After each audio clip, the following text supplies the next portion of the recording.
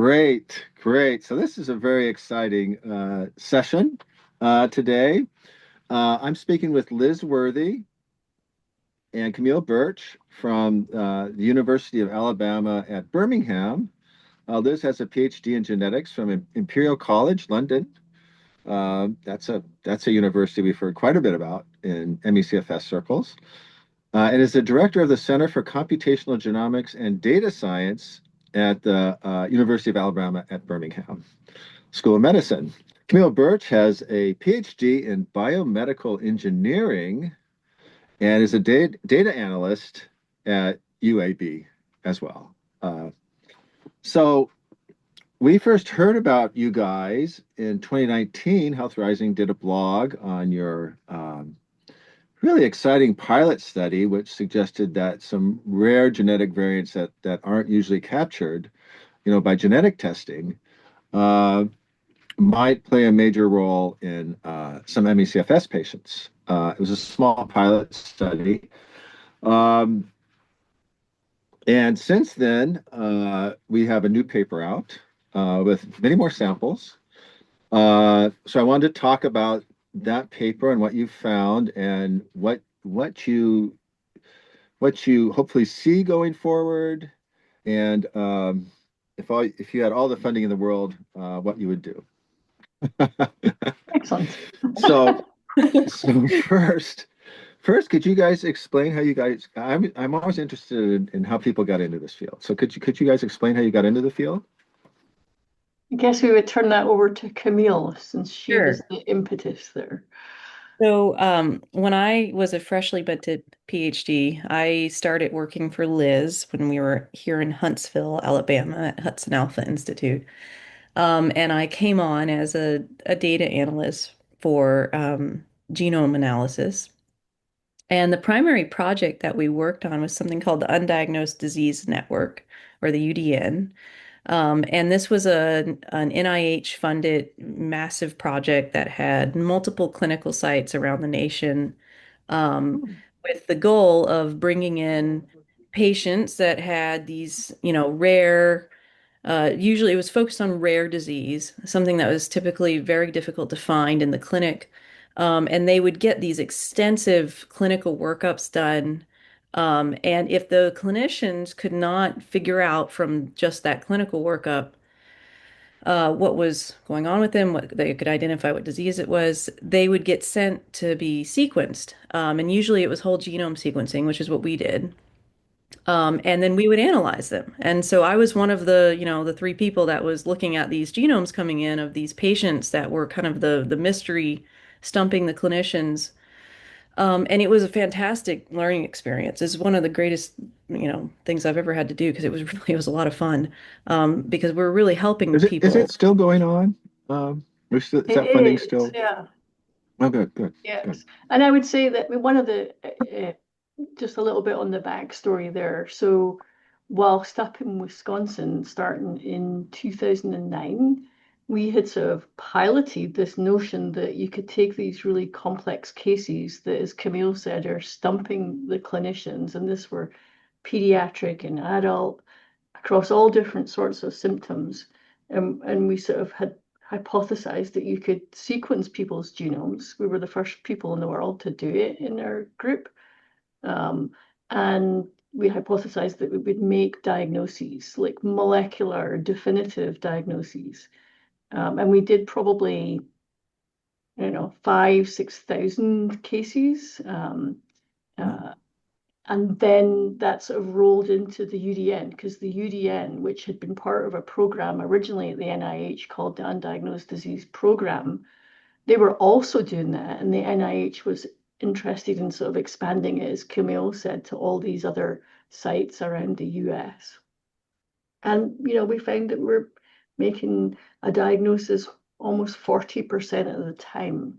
And that was sort of us, coming into the UDN. So we sort of, that's how we became part of that larger program. And that was with Howard Jacob, who's now one of the vice presidents at AbbVie, was the guy that we worked for. Oh, Wow, And so then great. Camille This Then has continued. good. This is quite a history. yeah, Yes. so I Yes. stepped in at that point when that was sort of that project was rolling. But that's where I sort of learned this genome analysis because you can't really, it's not really something you learn in school exactly. I'm not a geneticist per se by training. Um, I'm actually more of an engineer in life bench science by training, in my PhD. And um, it came about because after about it being there for about a year, I guess, I had done, I don't know, 100 or so people at that point, probably a little more. And I kept seeing the same pattern where, it didn't matter. It was children, teenagers, young adult, even older adult. We'd get all these age ranges, and the diseases were just all over the board. Absolutely no category you could single place somebody in. Um, and the clinicians, because it was part of the UDN, they would take our findings and they would run with them and they would go do all the testing and all the necessary follow-up to confirm and help these patients. And in many cases, the information was, in a way, it was life-changing. Even if you can't cure the disease that was found, it would certainly change the course of clinical care to either maintenance or to limit the damaging effects, et cetera. So it was really, it worked really well, to put it simply. It was really effective. And my personal history came into this. So my mother was diagnosed at first in about, I think it was probably, 1995 or so, when I was just a little kid, with fibromyalgia. That's what she was told she had. And she lived her whole life. She was around 35 at that point, just sort of knowing that something was wrong, but never getting those answers. And I sort of grew up seeing her, always knowing that she had some sort of disease, and we were always told it's fibromyalgia. A little later on, like in the 2000s, it was kind of merged into yeah, it's this chronic fatigue syndrome, they kind of smushed them together, I guess you could say. And she never, I mean, I've watched for my whole life my mom go through the clinical process and never getting a single answer. And you just sort of live in that clinical sphere and you limp along and you hope for the best, right? And there's never any answers as to what it is, what's causing it, what's the Oh best. well, but Yeah, you're right. you do And just kind of limp along, limp along and yeah, Yeah. and you cross Try your and fingers. make your way as best you can. Yeah. And so I saw that as a young kid all the way growing up. And then when I was around 20, when I started my PhD, um, I had a really terrible couple of years because all of a sudden my health started crashing down. And it was a real like wallop over the course of about 3 years. I just went from being functioning to barely getting by. And the only reason I was able to go through school was because I happened to be going to that university that we lived in Tucson, Arizona. I went to the U of A and I did my PhD there. And so, I moved back in with my parents. My parents were there to support me and, don't worry about rent, that kind of thing. Just work on your PhD, work on that. I was really sick. They drove me basically to and from campus for 2 years. And that was how I made it through. I just focused on getting that done, and had many moments where I didn't know if I was doing the right thing or not. But um, it was the exact same path that my mom walked. She started getting sick around the age of like probably about 18, and mine was around Mhm. 20. So it was almost identical symptoms, similar results, the whole thing going through the doctors.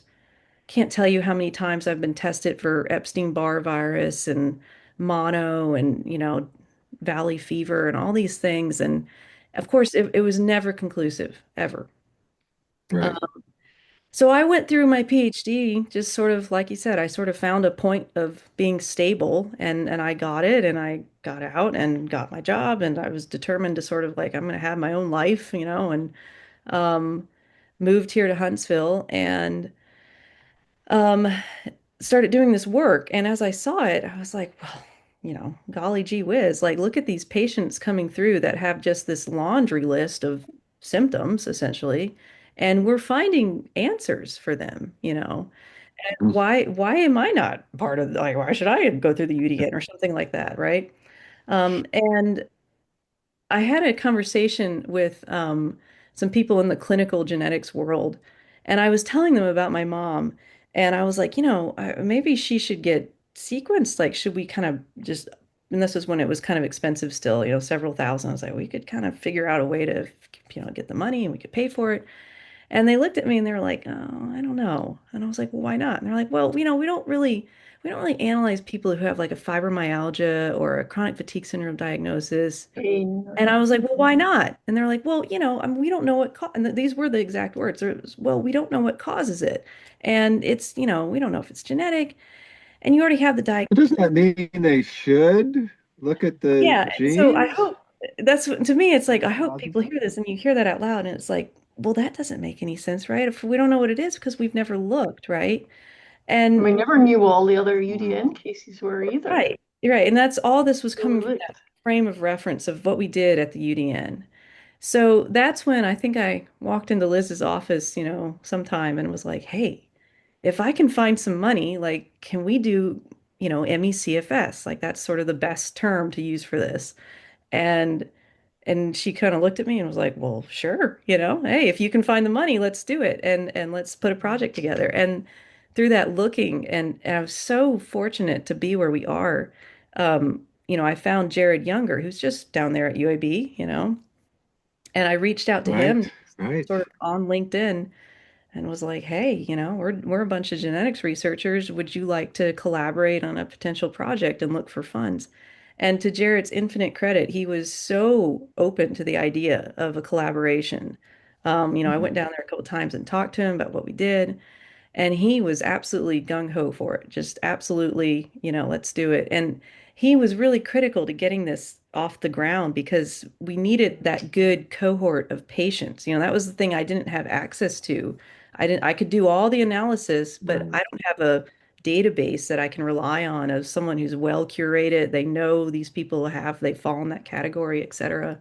And that's what Jared has. He's been doing this for a long time, and he's got a fantastic database of people they can draw from and get people in for blood samples, et cetera. Yes. And that's where it started. So we found the Ramsey Award to get us sort of some pilot funds. Liz had, said she would support a couple more people that we added into the mix through some internal money, which is sort of what that initial round was. There were like 10 people we did before we got the Ramsey funds.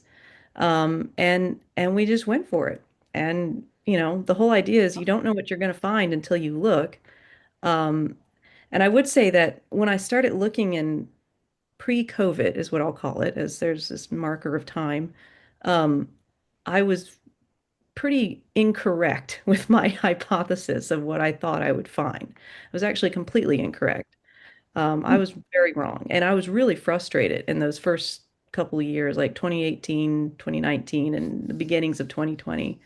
Um, I was really frustrated because we weren't really finding anything that seemed like a solid fit or an answer.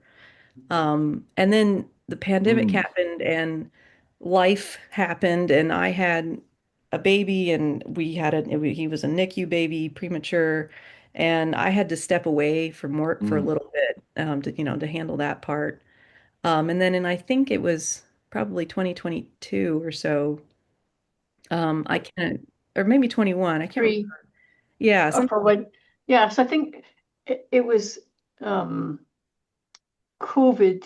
So actually before COVID hit, we actually moved the lab as well. So we sort of Yeah. paused the project in the early 2019 because we were moving the lab and we had to do IRB and stuff at UAB. And so later in mhm. 2019 is when we got it running again. But then COVID happened, and then Camille, was off on maternity leave, and it just sort of paused for actually a couple of years. I It was think it about was 2 years. really, Yeah. yeah, 2022, 2023, really, we sort of came back in earnest. It was also, we were trying to recruit folks for the molecular study, and one of the things that we wanted there was patients who had a family member who also had symptoms of ME/CFS, and people weren't really Ah, coming yes. in to Jared's lab because they didn't want to catch COVID by coming to UAB. So I think it was a solid Um, almost 3 years that it was on sort of Yeah. hiatus. Yeah, and I mean COVID really put a block to it, I think. That really slowed it down. But it took us a year probably to recruit everyone, and I think it took us Mm-hmm. another year to analyze all that data. Mm-hmm. And then it's taken us from then till now to write a paper about it because it was a monstrous amount of data that we got out of it, just a tremendous amount of information. And when I came back to it, I remember having this conversation with my husband, and I was like, I'm just gonna throw everything out that I've ever assumed about this disease because clearly I'm wrong, like we're not finding anything. Excuse me. And I just sort of started on a clean slate with how we were looking at it. And I basically just assumed that I do not know what I'm going to find. And so I sort of tailored the way, excuse me, I'm sorry. We've been having awful allergies and colds up here, so kind of getting over all that stuff. Um, Mm. Assumed that I wouldn't know what I was going to find. And so I sort of did the analysis in a different way where and I wouldn't have to do it this way now, but I started by just essentially looking at each chromosome. And I set up filters that were pretty Mhm. lenient, and I walked through every single chromosome and I probably looked at, 1,000 things per person and Wow. just meticulously went through it. And that's why it took, a year to do those 30 people. Um, sorry, excuse me. Um, and that's the data that we analyzed from there. So that's the Well, how it that's really got interesting going. because, yeah, and I want to get to your story, Liz, in just a minute, but your paper really came up with stuff and it really all seemed to fit together. Um, so you were looking for something else, I guess, in the beginning. I mean, for I think Camille had had some hypotheses just while she's drinking, but Yeah. things that she had been reading about that seemed to sort of fit on that early analysis. And there was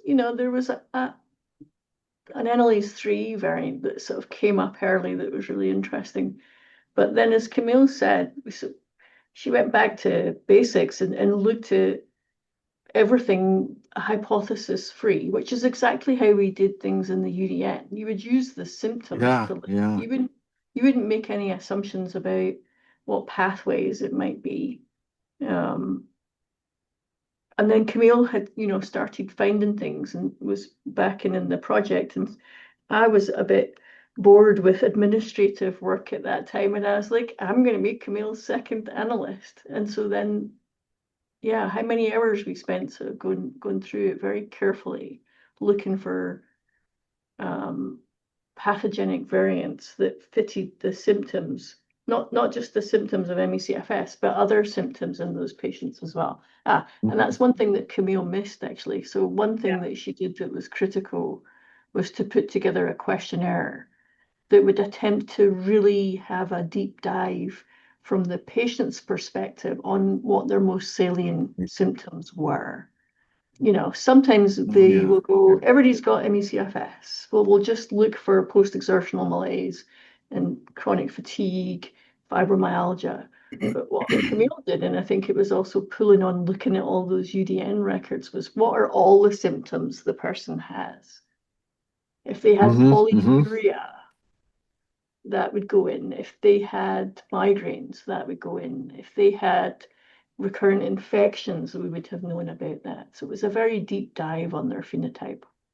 And I think that came a Got it. lot from I went to the conference in the NIH in 2018. I'm so sorry. I'm sorry. Sorry to catch you. No, I'm sorry. It's been a terrible cold season at my house. My kids have been sick. Oh, I think I'm just getting over junk. And I when I well, went to thank that you for being conference, ready to talk. oh yeah, Yeah. no. Um, when I went to that conference, the thing that I noticed the most was, it's open to patients to come to these things, which is wonderful. And I talked to a lot of patients, And, having my own personal experience of seeing what's in our family and giving that diagnosis of chronic fatigue and maybe it's fibromyalgia. And um, coming from the UDN perspective, I kind of looked at these patients and I thought, oh my God, like the heterogeneity that they're describing is massive. Like how Hmm. there's huge spread. And from my point of view, as a Yeah. clinical geneticist, someone who does that type of analysis, like how I can't lump those people into one bucket. I would want to know that sometimes your legs work and sometimes they don't, and then there's another person who is, constantly feeling a buzzing sensation in their hands or something like that, right? These tiny details that maybe don't sound important, um, from my point of view, were critically important because that's what would help us understand the genome analysis and matching those small symptoms up, the history that that patient has. So we really did it, this project, as like that's what we call it, an N of one. That's what we mean. It's you, the Hmm. individual, are the most important test and control all right there. I'm not going to look at the group first. I'm first going to Hmm. look at each individual. And then once I look at enough individuals, I'm going to zoom out a little bit and I'm going to say, what does that data now look like? What's it telling me across the board? Are there categories? Are there things that are trends, Um, And there and there definitely were there's the heterogeneity, but then there was also trends. We would see multiple Yeah. people who seemed more similar, maybe unrelated individuals, more similar to one another than they were to someone else. Now the numbers are very small. It was, just a pilot. But there was enough of that Camille. Oh, and then the other thing that Camille did that was incredibly helpful was she wrote it so that we would know what their symptoms were before they got a diagnosis of ME/CFS. Like, what was the thing Mm. that happened before you got really sick or as you were getting really sick? Because those are tells, right? Like some people would say, oh, I had an infection, I had mono. Other people said, I got divorced. Another person said I was in a car accident. These were also really important pieces of information that maybe nobody had ever asked them before, short of the infection part. Uh, Right. Right. I think many of us have little tells, and some of us have big tells prior to getting ill, um, yeah, on our way to getting ill, uh, yeah. or at least reaching the MECFS point. So how did you get into this field, Liz? Other Um, than, I mean, do you have any connections other than Camille's that you want to? Well, I inadvertently, unexpectedly ended up with one. I would say, I got into genetics in general in the undiagnosed disease network through, working with Howard on this crazy notion that we could do omic stuff and find things that would help people understand unusual diseases. So that's kind of my whole life, is like what's different about people, or I view the whole world as a bunch of one individuals. So that's how I got into the field in general. The other thing that happened for me is we talked about that period in like late 2019 to maybe late 2020 when we had a pause that got put on, and part of that was because I didn't have the bandwidth. I couldn't continue with the project for a couple of years there because I was, at the time, I would have told you, I was just too exhausted and too busy working on other things. I had two little kids that were homeschooling because of COVID. But what actually turns out happened is I actually got COVID in February 2020, and I got one of those really Oh, early nasty COVID worst. infections. Hmm. And I never quite recovered from it, but I was fine to work because I was working from home. I was literally, sitting in my sofa and then going in my office 10 feet away and working.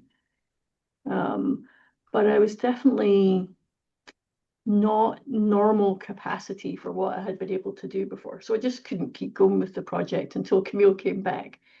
But what I realized later was that I actually had long COVID. But it Yeah. took me years to realize. It took me until 2023 when I decided that I needed to just get fit, to get Mhm. back to where I was before, and I started exercising.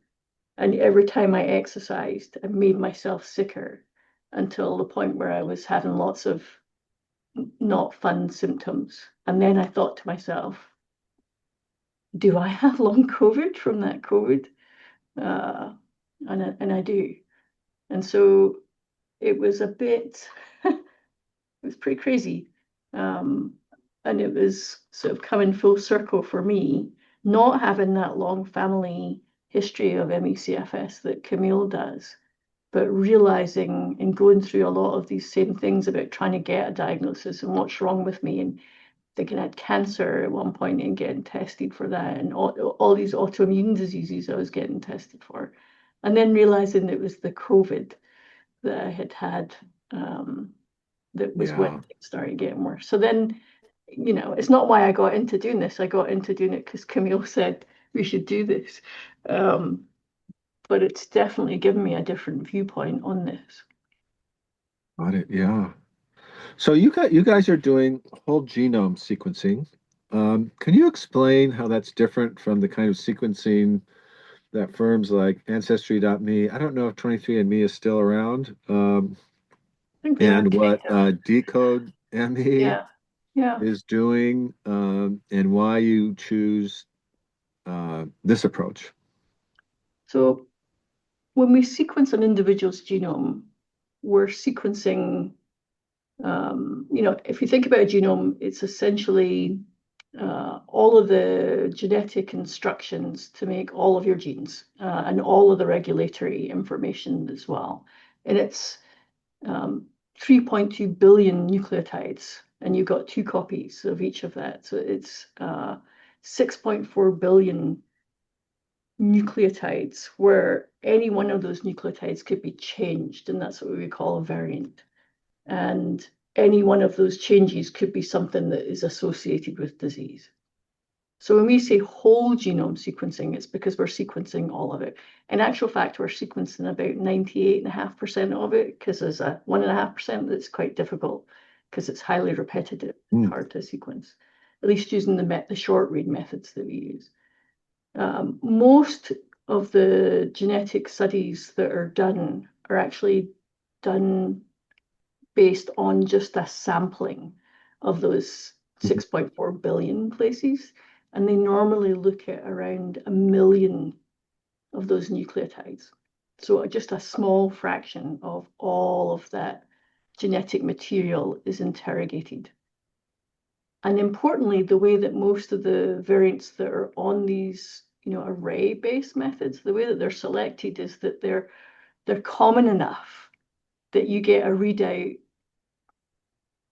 across all of the individuals that you sequence. So they're not interrogating the very rare stuff that is unique to an individual or a family, or a clade of humans. But when you're looking for things that are unusual, you're often looking for things that are rare. And so you Mm, can't identify those rare variants unless you do the whole genome.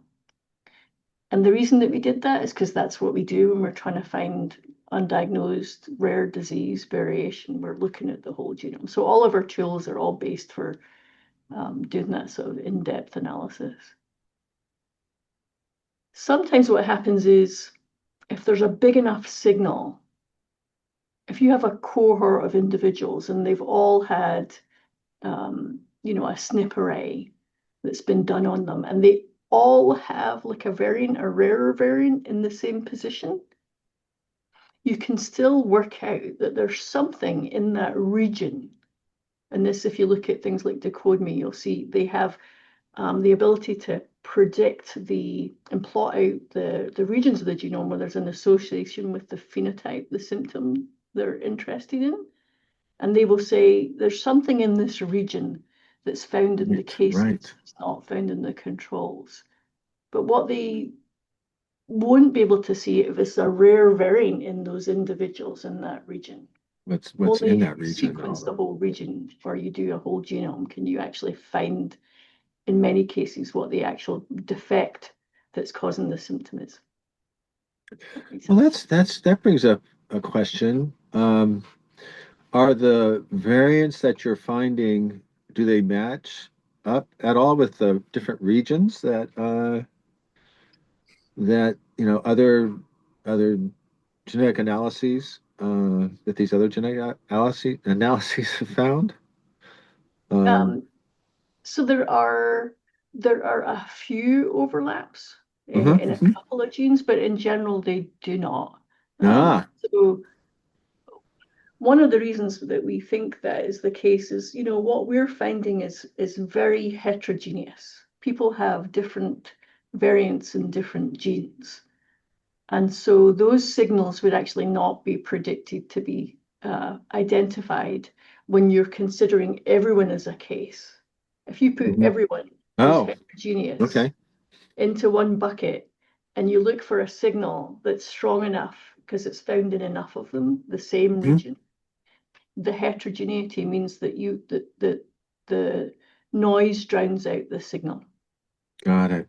Got it. But I think it is important to say that the the biochemical pathways that these things sit in that we have found, do line up quite well Yeah. with a lot of the hypotheses that have been generated in the past for what could be causing ME/CFS, Mhm. mitochondrial to neurological to immunological to some that straddle one or more of those, Mhm. um, or two or more. So if you look at sort of from a biochemistry point of view, it does actually it falls in line with a lot of the data that's been seen in the past. It's just if the heterogeneity is really high because the diseases that we found are, well, to put it plainly, they're really difficult to find clinically. It would be very Mhm. tricky to measure this in the clinic. And if you are a doctor who's not trained to, look for mitochondrial disease, because that's what you did your residency in, it's going to be really hard for you to spot someone who has that, right? Because the symptoms are quite what I would call diffuse, right? It's the Yes. fatigue, the Yes. malaise, the pain. It's not like there's something going on in your liver and just your liver, right?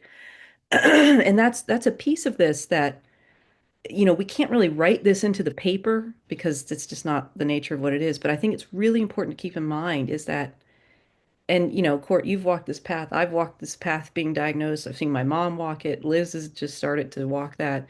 When you're getting these diagnoses, usually it's somebody like your GP or a family med doc or somebody that's that front line, right? That says, yeah, something's up here, right? We don't quite know what this is. And it's very often that that's where that diagnosis gets given, right? I think you have chronic fatigue syndrome, right? You need to go see this rheumatologist or you need to go see this neurologist or blah blah blah blah. And that's the point where it sort of gets labeled, right? And Mhm. I think that that can cause a problem for the patient. I've certainly experienced it where it feels like you're in a loop, right? Because you've been given that diagnosis, you are not able to find specific care for your symptoms because they assume it's that diagnosis. But the problem is we don't know what the diagnosis actually is, right? I don't actually know Right. biologically what's going on. And so I think a lot of patients could relate to that of sort of like, I feel like I'm in a merry-go-round that just all round and round we go.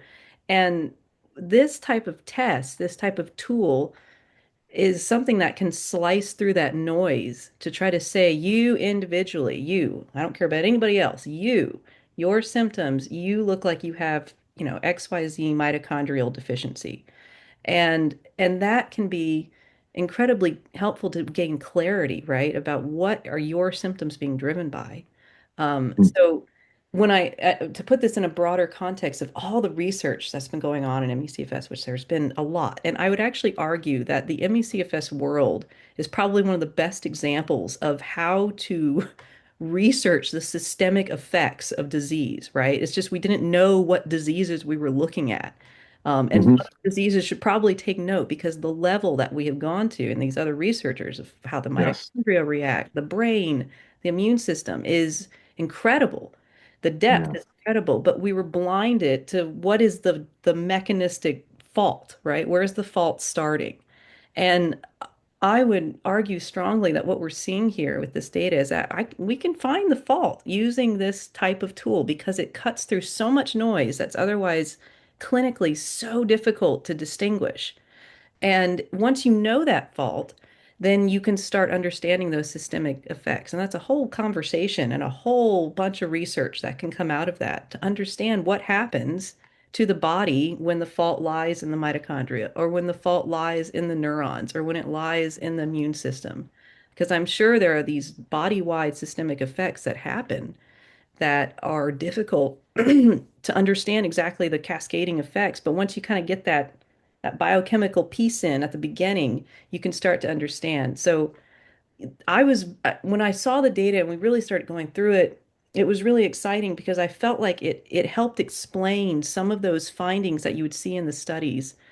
Someone would do a fantastic study on mitochondrial respiration rate and all that, and they would have these really interesting findings, but then it wouldn't really lead to an understanding of what Right. was the cause, right? Or Or to sometimes Right. replicate they it. wouldn't it wouldn't be statistically significant, right? So Right. we're spending time at the moment going back through all those awesome papers that were done. And you know what? When you look at the graphs, if they have plotted the graphs of whatever they're measuring by individual people, a lot of the time what you see is that most of the cases look just like controls, but there's a couple of cases that have an aberrant, Hmm. too high or Right. too low signal. And of course, the conclusion that we have, and we would love to be able to sequence those people, is that if it's a mitochondrial oxidative, phosphorylation assay, that those two people are probably, they have a variant somewhere in that pathway. And that's why it didn't quite reach significance. And that's maybe also why it didn't replicate. Because I think that's another Interesting. thing we've seen is these great studies that have found things that look very interesting. And then when they replicate them in another sub-cohort of people with ME/CFS, and they're using slightly different inclusion and exclusion criteria, they're not seeing the signal. But if the signal was only driven by two people, that's probably what you would expect. Interesting. Well, you I think Camille explained earlier. You took an N of one approach. Every person was essentially their own study. I think that's what that means. And then you did a deep analysis. You used a narrative. You used narratives, I believe, Mhm. and symptom questionnaires. Um, and then, well, can you just explain what you did? Because you really looked at you really piled a bunch of things in there. So we have the sort of deep phenotypic workup that we described, collecting all of their symptoms, everything that they thought was unusual or important to tell us. And then we did the genome sequencing on the other side. So sequenced their whole genome, compared their genome to a reference genome, identified Mm, all of the differences. So you get about 6.5 or 7 million differences between any two individuals that you compare. mm, And wow. then for each one of those variants, you annotate them, you curate them with information that's useful to try and work out whether the variant is bad, deleterious, whether it's common or rare, whether it's in a known gene or intergenic, whether it's been seen before in patients with disease. And we have this whole platform and all these methods that we developed for the undiagnosed disease programs that we're part of to, we annotate each variant with 357, I think, at the moment, different pieces of information. And then we use software that helps you collate that information and present it to an analyst. And then the analysts, like Camille and myself in this instance, you're highly trained in how to go through all of that data to try and find the variants that are interesting. And we can talk about what that is. And you end up with, like as Camille described, she was going through thousands of variants. And certainly, currently we're going through many hundreds of variants, because you can set up what we would call a filter, where you say, only show me the variants that are very rare, that are not seen in these large population databases that people have, contributed sequencing data to. And we have access, because of the work funded by the NIH, to these databases of hundreds and hundreds of thousands of people. So you can say, I only want to look at the variants that are not seen in most people. Now, I only want to look at the variants where all these software tools say that they're likely to be damaging, that they're not good, that they are variants that give rise to, for instance, amino acids that are very different in function and structure. I only want to see variants that are in genes or in protein coding regions. Not that those are the only places that are important, but that would be one sort of filter you do. And you set up the filter, and then you'll end up with, I don't know, 200 or 300 variants to look at. And then you're going through them one by one. This is what takes the time, and you're saying, is there an association between this locus that the variant is in and symptoms or pathways or disease? So for instance, the mitochondrial variants that Camille was talking about, these are, the ones that we have in the paper are generally, they're known pathogenic. We know what they do. We know that they disrupt mitochondria. They're ultra rare. We know what the symptoms are of that particular type of mitochondrial disruption. And then when we look at the patient, we see the symptoms of ME/CFS. And then sometimes we're also seeing some other symptoms that make sense for that particular variant to be the one that's causing the symptoms that we see in that individual, if that makes sense. So we do that for every individual. I mean, yeah. I mean, it wasn't just you guys are using your expert analysis, but the pathogenic variants had to pass two criteria. Could you spot the ClinVar and I think ACMG? They had to be recognized as pathogenic variants. Could you explain what that is? Yeah, so there's a lot, all of the molecular diagnostic labs, or most of them, maybe about 10 years ago, were brought together and funded in order to take all of the variants that they had seen as they were being used as diagnostic companies for patients, and put them together in this big repository called ClinVar. And ClinVar, you submit your variants, and then you're also saying what the American College of Medical Genetics classification is for the variant. And that would be pathogenic, likely pathogenic, benign, likely benign, or variant of uncertain significance. And so when you find a variant, you can look and see whether one of these diagnostic labs that's out there has also seen that variant before, and what the phenotype was, what the symptoms were for the person that they saw it in. So when we call something pathogenic in our analysis, we can see it has all of those, telltale signs of something that is pathogenic, deleterious, but it's also been signed out as such by lab directors for the big, or even some of the small molecular diagnostic labs.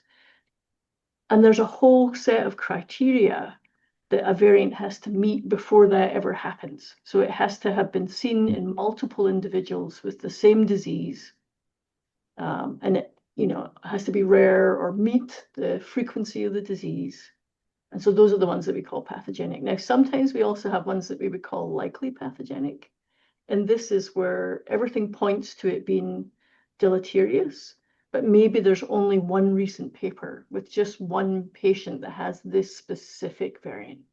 And then it's not quite enough evidence to call it pathogenic, but it's highly likely to be pathogenic. And so we use the same scoring criteria as I mean, we do this on the non-ME/CFS side, on the rare disease side, but we use the same framework here. So those Is there AC. what and why did you oh, I just wanted to ask why focus just on really rare uh variants? And actually, we didn't. So that was just one Okay. example of one of the filters, one of the ways that we set up the analysis. But Mhm. we would also do other ways of looking for variants that are, also deleterious that are not rare. And we actually Mhm. reported out a number of those. For Okay. example, um, things like variants associated with hemochromatosis. Those are not ultra rare. They're Okay. more common than that, but they're also present in those databases, so we can score them. But we weren't only looking for ultra rare. Right. So I Got think it. it's important to note like that first sort of walk through the chromosome analysis that I did, we kind of talked about it and I set up the filters to sort of say, all right, show me anything that is in 5% or less of these Hmm. populations. Because you're kind of reflecting, well, what's the percentage of ME/CFS? Maybe it's about 1%, maybe 2% on the high end, right?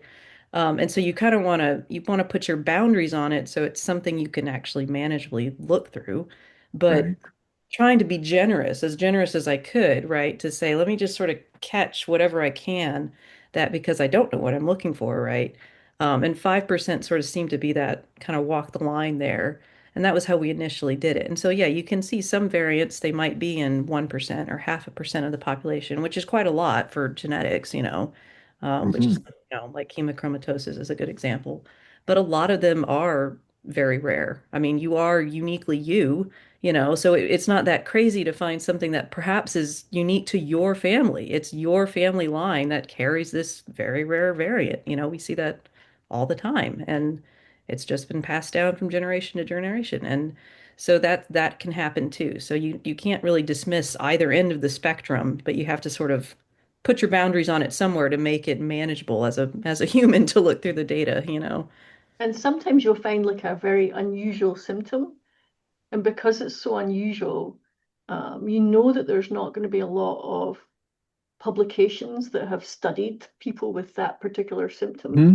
So then you can take off your allele frequency, how common it is, and just focus on an analysis that looks explicitly for that very like rare symptom without looking for a rare variant.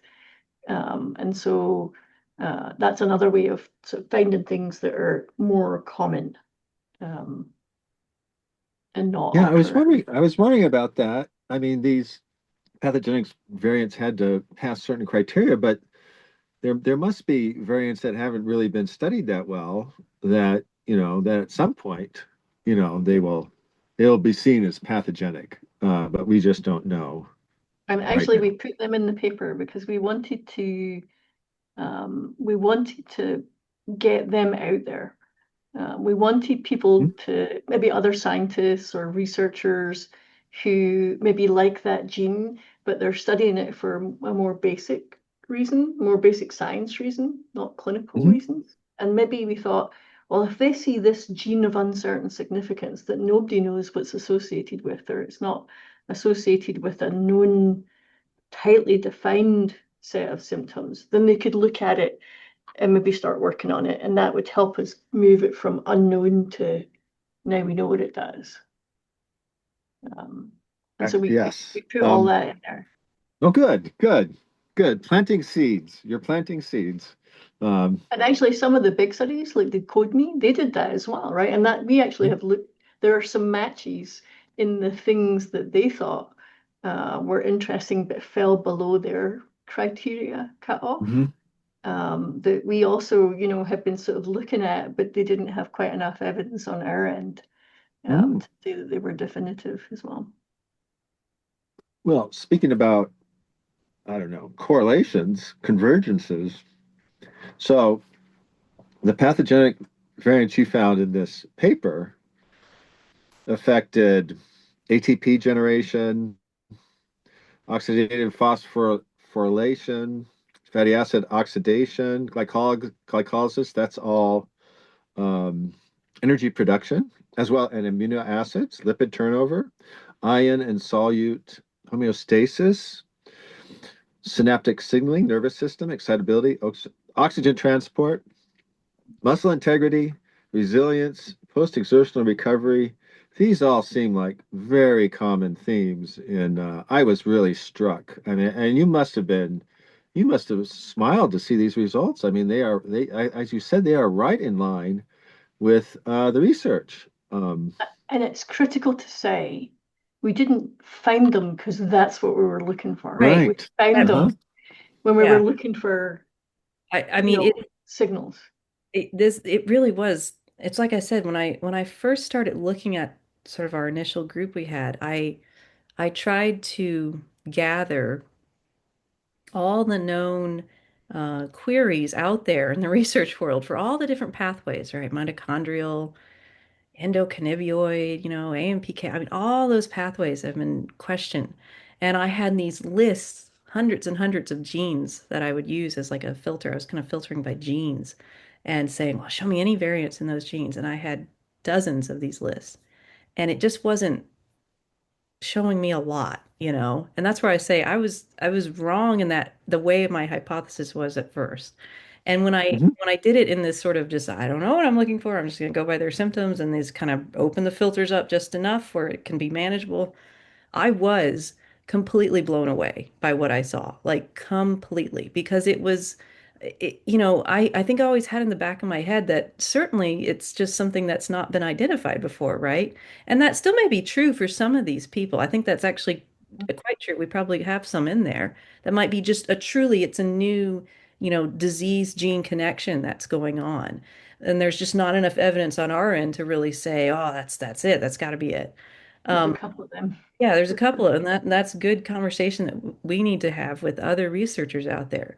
But there were so many of them, so many more than I thought I would see that were just, yeah, this is seen before. This is a pathogenic variant, and it causes this enzyme to be reduced by this percentage, and here's the symptoms. And it's like, well, look at that. This person was complaining of these exact symptoms, and they also had the history of, multiple miscarriages, and they had a history of this type of weakness that happens to them after this sort of exertion, and et cetera. And it was a really incredible lineup of symptoms to finding in some of these very strongly noted pathogenic variants for all these other reasons we've talked about.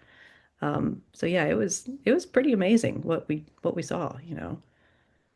The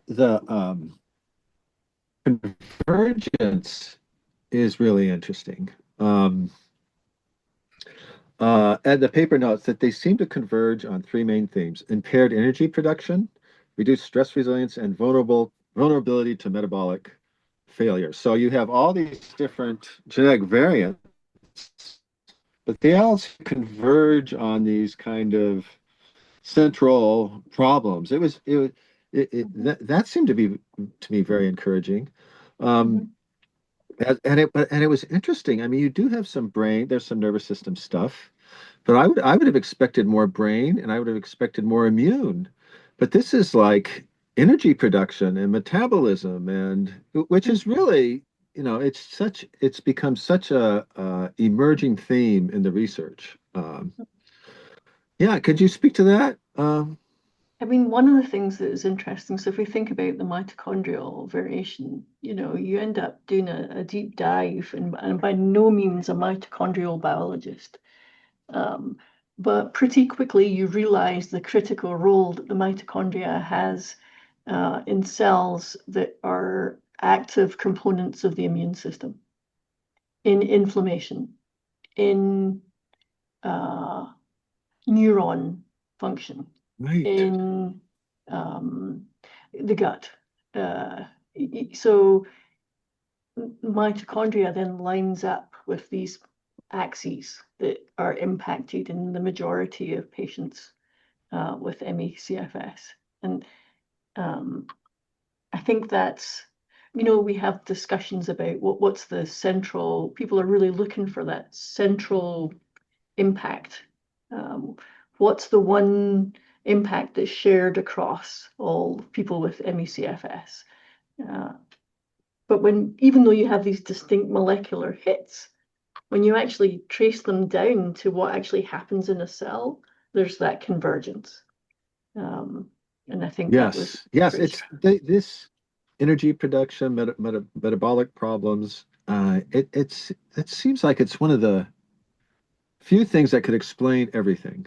If it Mhm. was if it was across the body in many different cells, it just could explain so much. And it seems like that's what Mhm. your findings are pointing to, this kind of core problem that's manifesting itself in all sorts of different ways. And some people with it's glycolysis, some people it's ATP production, some people it's oxidative phosphorylation, some people, and there's some muscle findings, some people there's problems with their muscles. Um, can you explain what solute transport? I didn't really understand um, how ion and solute transport. I know there have been some really interesting uh, ion transporter. I believe ion transporter Yeah, and I think that findings in that's something that has MECFS. showed up in a few studies as well, where there have been some signals in Mm-hmm. that area.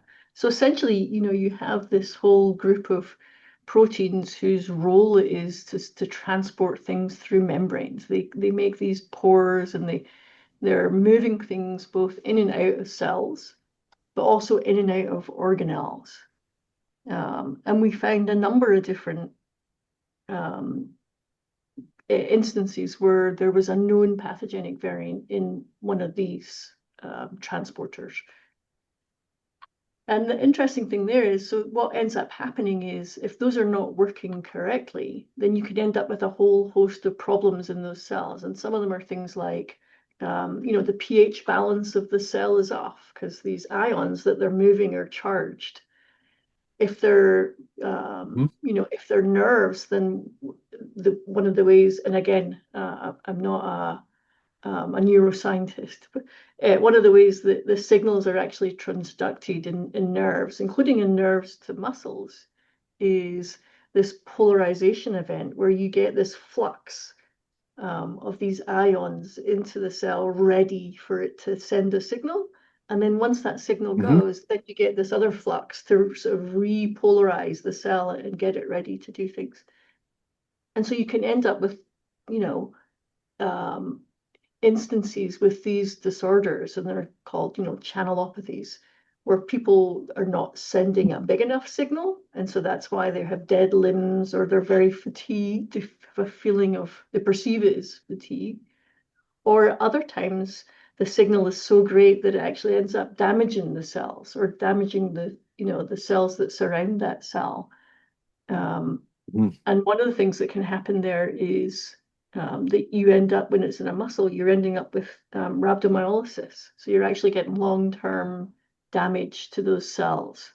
And so when you think about what that looks like, if you are doing something and you're damaging your cells as you do it, then you would imagine that over time, with an increase in damage to those cells, you would end up with a lower capacity for function than you had previously. And maybe that looks exactly like post-exertional malaise.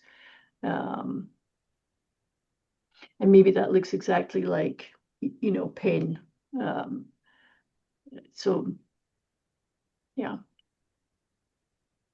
Well, that fits perfectly with another question I had is that I believe most of these were heterozygous um, variants. That is, I guess one allele was normal and one allele was not functioning properly. And I think they tended to be recessive. That means they're not usually expressed. That pathogenic variant is not usually expressed, but I think you believe over time, if I understand correctly, that um, these variants can become more and more expressed and more important. Can you explain that? How that Yeah. might happen if I have it right? Yeah, I mean, we tried to write this part very carefully. So I'll take a shot at it, and then Camille, will probably have some thoughts as well. So in some cases, what we found in the paper was, a single variant, a heterozygous variant, when we know that just having one of your two copies of that gene have a variation is deleterious. It can cause, the symptoms in its own right. But you're absolutely correct. In a number of the cases, what we saw was a known pathogenic variant that is described to be associated with a disease that usually, always, almost always, requires both copies of the gene to be affected Hmm. before you can get the disease. In most of those instances, so if we look at the mitochondrial variants, because those are a good example of this, when you have an impact in both copies of this gene, then what you get is this neonatal pediatric onset catastrophic disorder. And many of those disorders are truly catastrophic, and in many cases they would be early lethal. And what we see is one of those variants, and the other copy does not have a variant. When you look at the symptoms, then you can see that the symptoms actually make sense for the disease. So in the Hmm. mitochondrial ones, it would be things like, fatigue. But when you go deep in the literature, oftentimes what you're seeing is that the people that have only one of those variants are not seen very often, but they have been seen. Sometimes they're the parent of the child who has the two Uh-huh. variants, but they do have mild symptoms. So a great example of this, and it's actually not one of the mitochondrial variants that we found in this part of the study, but it's in a similar pathway, is LHON, which is one of these rare early onset catastrophic mitochondrial diseases. And then we know that there's LHON plus, which is seen generally in the mums who passed on that variant. And they don't have that early catastrophic disease. They have something that you couldn't really differentiate from ME/CFS.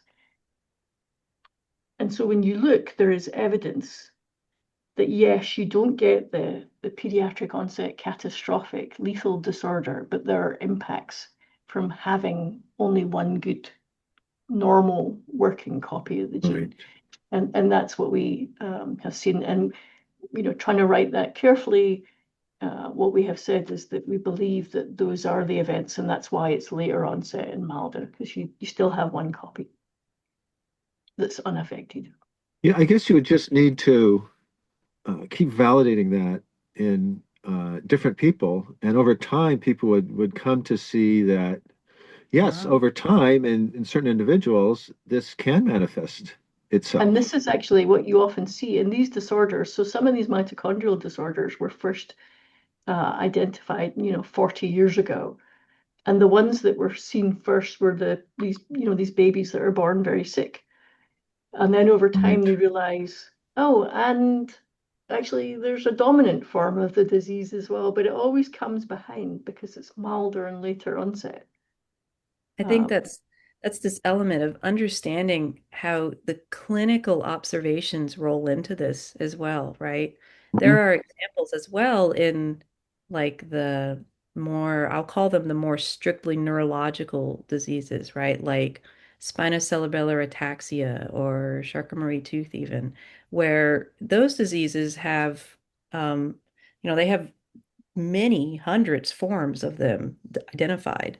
And many of them are dominant, and many of them are recessive, and many of them are both, right? And these can be catastrophic, right? You totally lose your myelin, absolutely lose your ability to walk by the age of, 10, and sometimes the ability to breathe, leading to lethality. But then you have the milder version, which is like, well, ambulation is maintained well until 80 years old, right? Or something like that. You also have sort of this other idea of this is the complexity of it, and there's no denying that what we're saying is this is complex science and biochemistry coming together where they know there are autosomal recessive, you have two hits. I think Charcot-Marie-Tooth and spinocerebellar ataxia are probably a good example of where you can see variability even in the recessive cases, right? So you have two impacted alleles, but person A, let's say it's in a family, they lost their ability to walk at the age of 10. Person B was a cousin and they're 35 years old and they're still doing fine. They're just having the weakness and the pain, etc. But they can still walk and use their limbs. And they have the exact same variants, right? So there's a large spectrum to a lot of these things. And I think we approach this from that angle of saying, well, look, if we have all these patients who are the mystery patients, right? They are be given this diagnosis, they meet this Mhm. criteria for it, but we don't know what's biologically going on. I'm not going to constrain myself to just that one idea that it must be dominant or it must be recessive and follow a Mendelian pattern when I don't really know what I'm looking for. And clearly these have evaded, identification for decades, these people have. So perhaps it does challenge the notion, both from the genetics point of view and the clinic point of view, that you can have a mild in between mode and how these things get expressed, how expression happens, right? You have your DNA, but then you have what is being turned into proteins and functioning in your cells, the expression of it is a layer of complexity to this that is sort of, in my opinion, is sort of the next great unknown field, right? We know a lot about it, but Mhm. there's an awful lot of elements to that we don't know exactly how it regulates what and when. And that's a whole other field and discussion. But that's a part of this as well. So if you have a disease where, like Liz was pointing out, those really early onset, very sick babies, usually lethal, you also have to ask yourself, well, has those parents been phenotyped, right? Have they been gone through? Is that mom diagnosed with fibromyalgia or suspected to have that? She has a family history of, I don't know. I have no idea. That's not what that paper was about. It was about reporting for this, very lethal early onset case, right? So there's a lot of questions that it raises of even in those cases where it's very obvious when it's recessive, it's very early and it's a very catastrophic form. What do those family members look like? What is their family history? Would they fit any of these symptoms in a mild onset form? And I use that word, and both of us do. Mild is very loose, right? We just mean it's not catastrophically lethal early on because I think any of us Not with it, lethal. yeah, we wouldn't really describe it as mild. Most of us No. wouldn't. But that's what we mean when we say that, it's like that element is not really reported on or published because it's not really something that's ever been asked. Yeah, and that made me think of, another Right. thing that we know, which we see commonly, is there are these disorders that will have um, like a recessive form of the disease, but then they'll also have a dominant form. And sometimes the dominant form is only expressed when there's some environmental impact. So, and some of these, like the red blood cell disorders, people are fine and then they get an infection and then only after that, only certain types of infection do they then get the symptoms. And we know that's the case. We don't sort of question it because it's been studied, because somebody found it and then they studied it and then they published a paper and then we know that that's the mechanism. And so this is the other thing that we talk about a lot, which is um, the uncovering of this susceptibility based on Right. some environmental trigger. And I think we all know there's lots of different environmental triggers that can lead to ME/CFS. And so we can't forget that either. Um,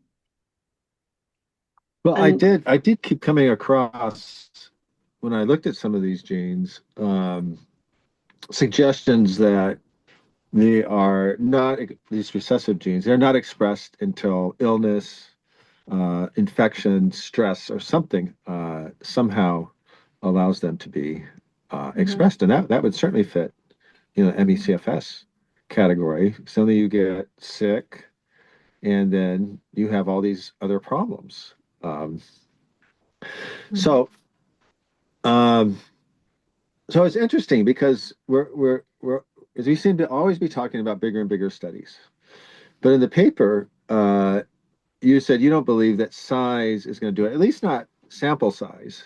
Um, I think, but maybe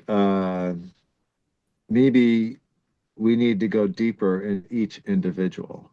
Uh, Yes. And I think in the paper you say progress will require experimental designs that integrate individual level genomic data with deep participant informed phenotyping, which what you did with symptoms and the narration, capturing the effects of rare and common variants and environmental modifiers, illness, injury, on disease expression and progression. Uh, so the paper was titled "Uncovering the Genetic Architecture of ME/CFS: A Precision Approach Reveals the Impact of Rare Monogenic Variation." What about what about how these genes interact with other genes? Uh, so absolutely. you're finding single genes that seem that could be predictive of the illness. But what Mhm. about their interactions with other genes? Would that take a Absolutely. different kind of analysis? No, it won't. So if you do this, I mean, I think we definitely believe in these large cohorts that they need to be funded. But Hmm. in these large cohorts, you still have to go deep on the individual. You still need a genome rather than an array. You still need to know what the phenotype of the person is above and beyond, just ME/CFS. What's their actual full set Right. of symptoms? Um, and it may be the case, and I certainly think it is, and Camille can comment as well. I think that it's a whole gradient. I think that there are people who have ME/CFS because they have a Mendelian cause of ME/CFS, as we talk about in the paper. And I also believe that there may be people who have ME/CFS because they have a collection of more common variants that all are sort of funneling into the same true impact at the cellular level. And maybe that's why they have Mhm. ME/CFS. And then I think that some people maybe don't need some environmental impact. Certainly in our little pilot, there were people who could not point to some event that happened that put them on this path. But of course, there are many people that can. So, uh, you know, I think it's the case that some people would have ME/CFS without some, insult, some large thing happening. But I think there are some that Hmm. maybe they only because they had that environmental impact and their unique genetics got ME/CFS. And so I think we need to be open to all of that. Um, and I think these Yeah. studies need to not exclude the contribution of the rare variants, because if we just look for common, we're absolutely going to miss things. You looked at some families. What did you find in the family analyses? And Well, the I think, families you looked at, they yeah. had an MECF. You knew they had an MECFS component, or did you just look at No, just you found some families that you were able to assess? so we looked we prioritized individuals that had family members that were first degree family members that were affected, and I guess I would say, what did we find? We found that those family members with ME/CFS were sometimes very similar and sometimes different. They had different Hmm. courses on their disease, and we found patterns that would make sense of that because if you're first degree family, you're only sharing half your genome. You're actually quite different Hmm. genetically. And so, some different combinations would be seen in different people. And then, of course, people have different environmental impacts because they're living their own life um, at different times. Camila, you want to? Yeah, I mean, I think overall, I think you could say we saw similarities as to why, a mother, daughter, daughter, I think we had three daughters. Mm-hmm. Um, why they all had very similar symptoms. And then we would also see, in that same family unit, oh, this daughter is the one that is complaining in her thing of severe gut, gastrointestinal problems. And what do you know? She has a known pathogenic and NOD2, which is an IBS linked, gene and things like that. So we would see a grand thing that was like, wow, this is probably the main problem that this family it has. And then there could be other things picked out in each individual is like, this one has a lot of GI problems. And it makes sense with this variant that's very rare that they got from their mom, who also has GI problems, but these other two sisters did not get it, et cetera, et cetera. So you can see both. And that's why, we prioritize the family because any family unit. And we also got some that were paired with a first degree healthy relative, someone who absolutely did not have ME/CFS. And that was helpful too. Anytime you can get relations when you're doing this sort of analysis, first to even cousins, even that level is helpful to interpret what you're seeing, right? You can kind of see how it shakes out in the family and who got by roll of the dice what combination of things that seems to be fitting their particular symptoms that they're talking about. And we've seen that, I mean, we've seen that time and time again in the UDN and other projects that we've done many, many times. And that's Yeah, it's standard. It's like standard practice. If you have some suggestion that it's genetic, for instance, multiple relatives in the same family have a similar or the same clinical presentation, then having those individuals be part of the study is really helpful. Um, and I'm again, sure we some don't. people are thinking, oh, I'm just gonna say, I'm sure some people thinking are, God, I want to have my whole genome sequenced now and Mm, analyzed. Uh, Particularly people who have family members with these. I mean, they're such an interesting subset. Um, mm. so where are you guys with the whole genome samples and analyses? I know you've done more than are in the paper. Yeah. And I mean, what is the future here? Do you have funding to continue this work? Could people send you their genome sequences? Do you have do you have time or ability to assess them? And where would you like to take this? Where can you From take this? And where would you like to take this if you had the funding?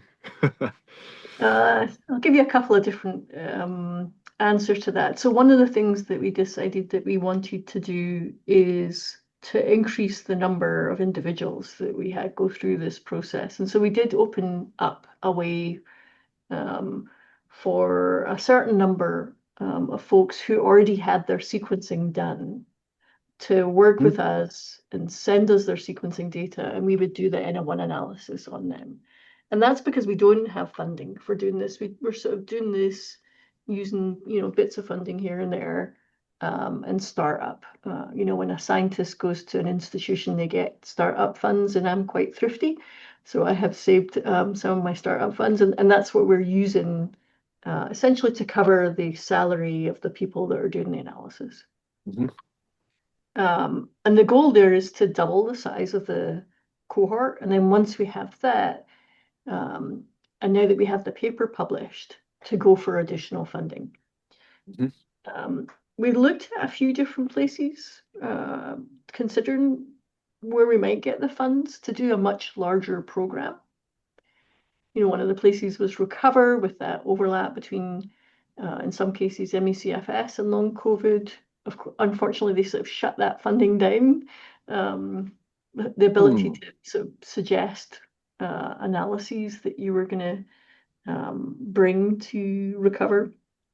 They shut Maybe, the MECFS dash long COVID funding down. They're just not doing uh, that.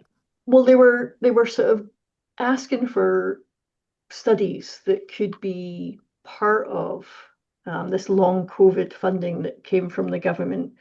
Hmm. And I'm not sure how much I'd want to comment on that. It's a little political, but it does look like Okay. maybe there will be more funding coming around for that. We're hearing Okay. things from the NIH that they are interested in funding long COVID and MECFS, but it's Okay. always Okay.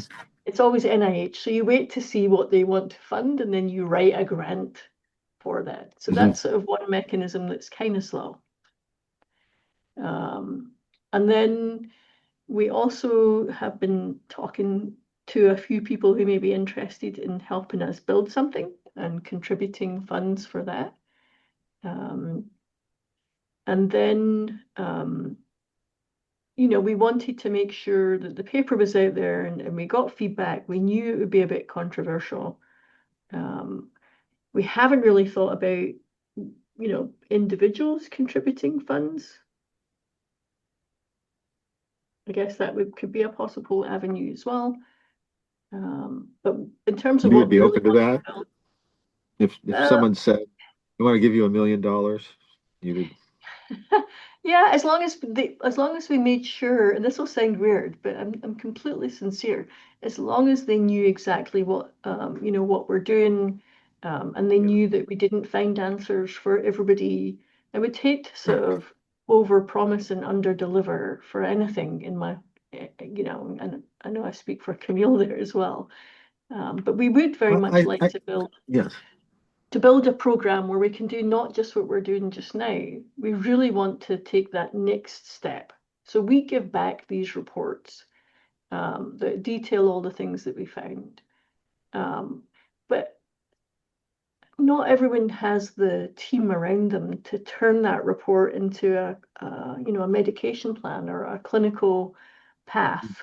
Not everyone has the clinicians um, to sort of who would be willing to use that data to try and come up with actual Right. treatments.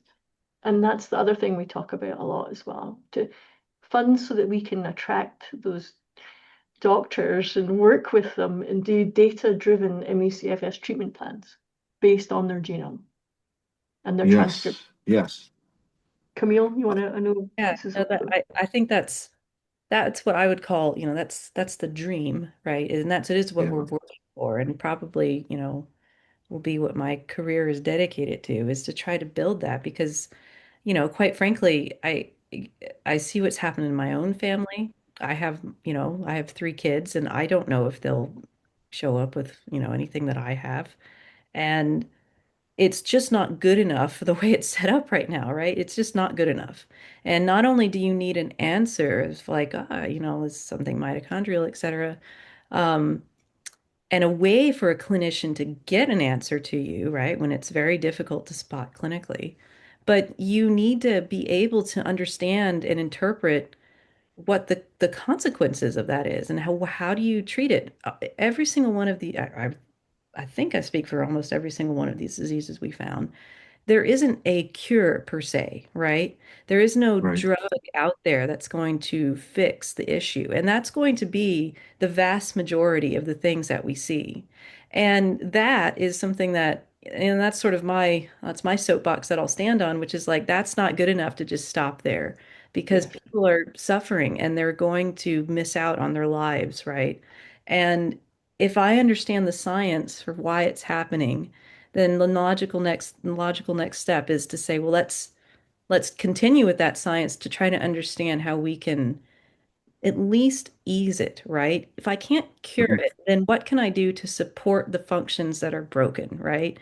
And that's a big piece that we've been looking at a lot after all this data, is how do you support these broken pieces, right? If it's mitochondrial, if it's neurological, if it's some in between or crossover.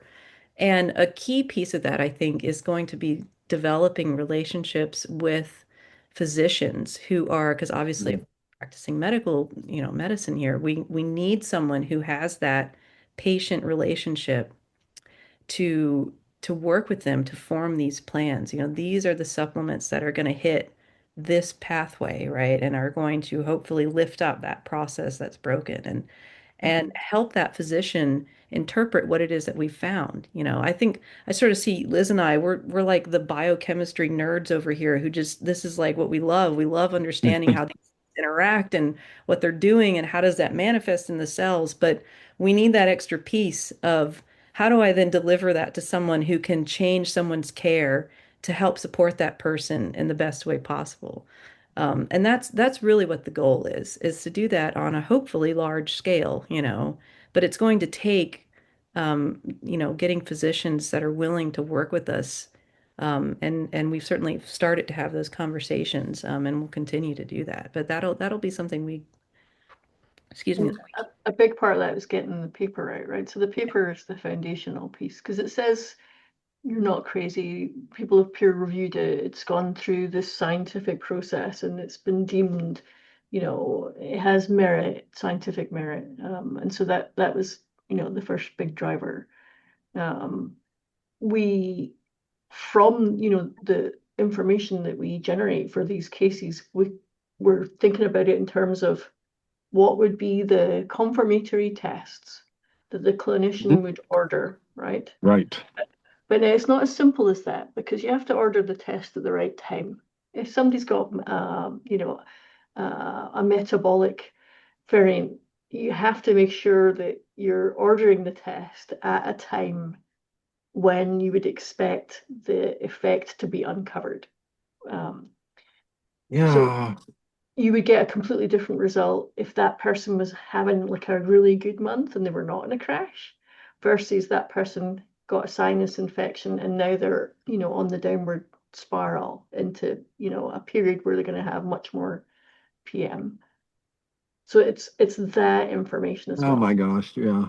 Because oftentimes what we're seeing is there's a paper I was reading recently and it's great, and it's exactly what they didn't do it for this reason, but they were doing as part of a long COVID workup. I think it was long COVID, it could have been ME/CFS. They had one patient and they actually put them in the figure and then they circled it and said, interestingly, this was the same patient and this was, at two different time points. And in one of them, they're an outlier, and in the other one, they're completely in with all of the normal people who don't have a Yeah. defect. And so we're thinking about how to have the clinicians think about that we work with. And then it's what are the treatments out there for this? Hmm. But also, can we do some things to try and identify other treatments that get used for this pathway when it goes wrong? Not the gene, but when so repositioning and repurposing drugs. And then we also think about, well, we may have to translate what the defect is. So for instance, some of the mitochondrial ones, you can think about MCT oil and you can think about oxaloacetate. But we Hmm. want to help the clinician by doing a more data-driven look at exactly what this person should look like so that you get the dose right. So that you're not doing this thing where you start on one dose and then you move the dose up every 6 weeks. Uh, And as part of that, we also acknowledge that other parts of the same person's genome that have got nothing to do with the mitochondria can also vary and change their response to drugs, pharmacogenomic variants. So we think about that as well. And then we want to have a discussion with the clinicians that's a back and forward. We saw this in the UDN. If it was a one-way street, the patients weren't helped as much as they could have been, and sometimes weren't helped. But if it was a back and forward, then the understanding was shared, and there was much more likelihood of finding and getting to a treatment that was really working. So that's all we're trying to. That's it. That's all. That's the plan. It's a little big. Boy, if I was a physician, that's exactly the kind of report I would want and interaction I would want. And I would note that you guys do with the patients that you've done, do give them reports that Okay. or give their physicians reports Yes. about what you found. It's not And just for yeah, research. yeah, yeah, Sorry. yeah, and you looked at my genome sample. I got it done at sequencing.com. It was not inexpensive, but it was not terribly expensive. It was $400. And that you found that, I have, it looks like I have my genome tends towards mitochondrial problems plus immune activation. It was very interesting. And you find pretty clear signals in what about 40% or 50% of the people that you It's assessed? Yeah, it's about 40%. But again, I would say that recall that we did look for people who had multiple. So not everybody in our study has multiple affected family members, but a number of them do. Uh-huh. So it could be a little bit lower than that if there's no one else affected in the family. It may make it less likely to be genetic. Not necessarily, but it could. But at the moment, it's It's about a interesting. third. I have a twin who is not affected. But you said he could have, he's still there. Could. There are genetic differences between he and I. Yeah, years ago, I when didn't I know. was doing genomics, I was asked at that point whether I'd be willing to testify in court, and it was a murder case, and it was a twin that they had thought they had done it, and they were wanting someone, I guess it was the defense, to say that you can tell twins apart because they do have differences. Now it could also be triggers, triggers at the right Yes. point in time. With an immune defect, we're also thinking about the immune system develops over a period, and there's certain time points in that human's life where if something happens, it can change how your immune system responds after that point.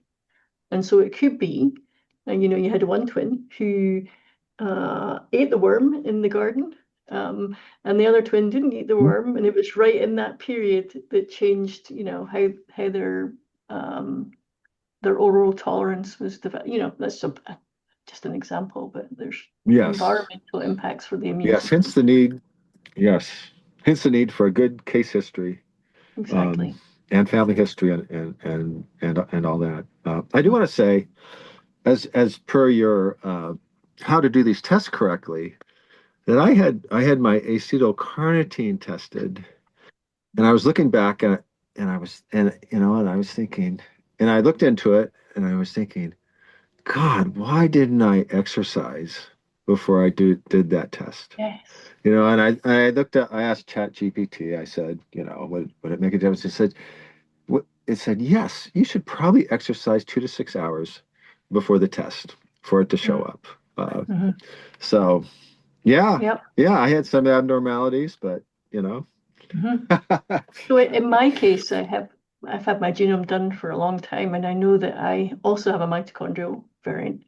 And Mhm. actually, I'm heterozygous.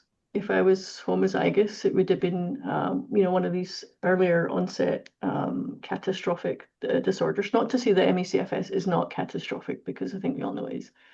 Um, but one of the ways that the symptoms can be uncovered is during pregnancy if you happen to be carrying a child that also has the variant, which was the case, and so all these symptoms were uncovered because of that environmental situation. It's so important to think about that. Yes, yes, yes. I But, too had you would a want to know that I, you would want to know that you were in that subpopulation, because you would not want to tell someone with ME/CFS to go and exercise for 4 hours before a test unless you had a reason to believe, right. that was going to be important. Yeah, that was very illuminating. Yeah, I too had a single nucleotide change. That's such a small change. But if I'd had it in 2 copies of it, I would have died as a little baby. Isn't that something? Um, Mhm. okay. And So this goes back to what a comment that Camille made, yeah, would they ever test the parents in that situation to see if they had symptoms that, how could you disentangle perhaps losing the baby and all the things that come with that from the start initial symptoms of ME/CFS? It's so unlikely that they would ever have looked at the parents to see if there was a effect from a single copy. right, right. We're just not looking deep enough. And I wonder what percentage of doctors have access to a whole genome sequencing and somebody who can analyze it. It just must be so small. So Well, mhm. what what if somebody is willing to pay for their whole genome sequencing? Do you guys have the capacity to assess more people? Um, could people send in their whole genome sequences, or is that just not possible right now? Because We have a they like she Camille said, the costs have dropped so much. Um, so One of the things that we would have to do is to bring in some more full-time analysts. So at the moment, we have a fairly low steady state that we can do, just yeah, yeah. because we don't have that funding to hire more people, but that's what we want to do. Okay, okay. Well, let's hope. But people can always contact us. So we are doing a small number of cases.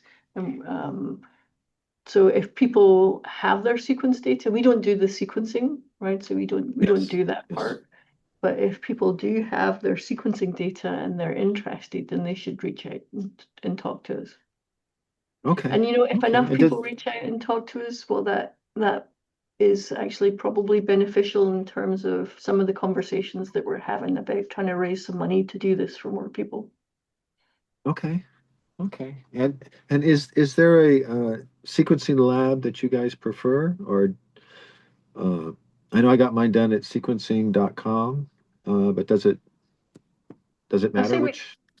we don't prefer, but we've had good results from sequencing.com. Uh-huh. We're agnostic as long as it's Okay. good quality data. So if people have not had their sequencing done and they reach out, we would certainly be happy to have a discussion with them. There are some Okay. companies out there, and I won't name names, where we've had not such great luck on the Hmm. sequence quality. Um, yeah. Okay. Well, very good. I mean, this just opens up a whole new field or arena of research and study that we really haven't seen before. And let's hope that this paper um, really gets around and sparks people's attention, and whole genome sequencing becomes a real thing in the ME/CFS, long COVID, and post-infectious uh, illness realm. Um, And anyway, if there are well, any if there are thank any you very much for your researchers, work. oh, sorry, Court. I was going to say, if there's any researchers No, out go there ahead. Go ahead. who have generated this sort of assay data, and they've noticed that maybe they have some particular individuals who had a result that was different from anyone else, that are happy to talk to them as well. We would like to go back and sequence people that had the outlier result. That would be great. Okay. Uh, the next step would in this would be doing more laboratory analyses to see, or gene expression tests to see if the affected genes are expressing themselves and are showing up in proteins. Is that correct? And one of the things that we believe in that the paper can do is it can generate a lot of hypotheses that can be Mhm. tested. So we've come up with, lots of pathways and genes that we think are of interest. And so if someone out there, has an assay to test that defect, then that would be excellent. Yeah, to sort of confirm it and quantitate the level of change. Absolutely. Got it. Got it. Okay. Well. Thank you both so much. Camille, is there anything you'd like to say before we No, go? thank you very much for, speaking with us. I know this was a long time coming, and it was a lot of years of work that went into this. And I guess I can't stress enough, to any of the patients out there. I hope that this, I mean, it certainly did for me and for my family, and I hope that it just shows that there is an avenue out there for clarity of the mechanism, right? And I'm using very, I don't know, biological words, but that's what you want to know as a patient. Why are you sick? And that's what we're saying. This is showing mechanism for disease. All the downstream cascading effects that happen, and confirming that mechanism is all the work that needs to be done now, you know. Uh-huh. Um, and I think to the clinicians out there that may read this, I would just please listen to the specific symptoms of your patient because maybe they really do fall into one of these categories that we uncovered with just this small little cohort. Um, and then for the research world, you know, I think this to me, this opened up so many exciting doors and avenues of understanding what disease does in the human body, right? Like where the impacts lie and you know why certain symptoms seem so diffuse or nebulous all over the body. And that's just it's really exciting from that point of view of understanding, you know, what happens when something's broken over here and then, you know, there's an effect over here that's really strong and really measurable, right? And that's just part of this. So there's a lot of exciting things that I think should come from this. And, you know, we'll keep on chugging along is what we'll be doing. Just keep on moving through this and doing more and more people to try to get a clearer and clearer picture of exactly what this cohort of all the people out there being given this diagnosis, what they really look like, you know. That's great. That's great. Excellent. And I hope you can do more than chug along at some point, and you can fly, Absolutely. Hopefully, yeah. and we'll see. But it certainly seems like a really promising and rich area to explore. Uh, thank you both once again for spending so much time with me today. Uh, Thanks very Thank much, you. and Great. let's be in touch. You know, if anything pops up, um, love to Yeah. hear about it, or if you can expand, or if you can, you know, if you can get more patients in, and I'll Mhm. certainly be happy to let people know.